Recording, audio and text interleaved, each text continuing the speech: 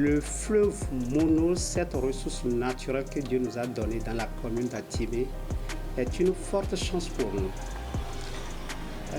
Sur le plan religieux, vous savez, l'eau joue beaucoup de rôle dans nos diverses pratiques. Si nous avons des cérémonies à faire, souvent on a besoin de l'eau du fleuve Mono. D'ailleurs, c'est une eau qui coule. Et l'eau qui coule a une signification.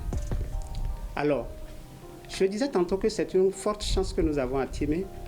Nous, dans notre tradition, lorsque quelqu'un est malade, ou bien il a un problème spirituel, et il faut le purifier, il faut aller au bord du fleuve Mono, faire les cérémonies qu'il faut, les cérémonies nécessaires, et maintenant, vous faites le bain. Vous lavez l'intéressé dans le fleuve, dans le lit, et en même temps, au fur et à mesure que vous le lavez, lorsque le fleuve coule, ça signifie que tous les mauvais esprits qui sont derrière lui, qui l'embêtent depuis la nuit des temps, tout est parti. Et vous savez, l'eau du fleuve Mono est vraiment une eau fraîche. Et de façon psychologique en même temps, l'intéressé se retrouve. Et voilà.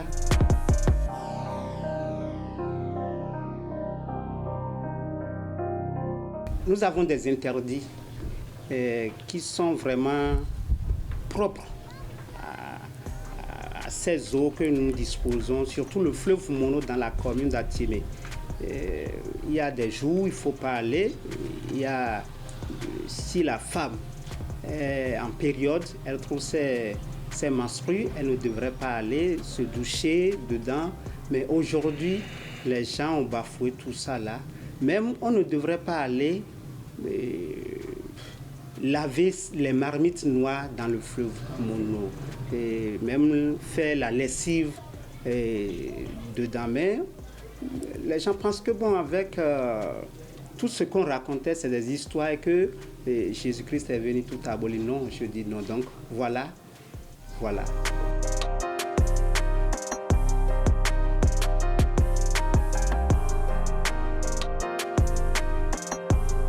Je m'en vais dire à toute la communauté traditionnelle de toujours considérer tout ce que nous avons comme ressources naturelles, surtout nos eaux de surface, et surtout en particulier le fleuve Mono, parce que Dieu seul sait pourquoi c'est créé de cette façon et ce que ça doit faire dans la vie de nous, êtres humains.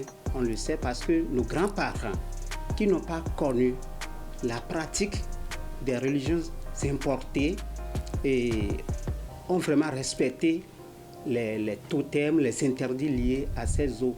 Et ils ont vraiment vécu de façon très paisible.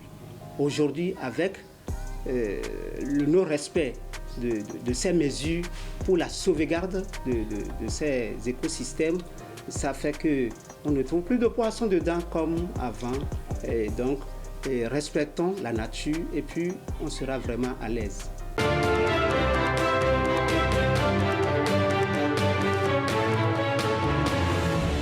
Jennifer Sativé, vous qui vouliez savoir plus sur l'importance du fleuve Mono. J'ai été servie. Vous avez été servi, non? Absolument. Très bien, super.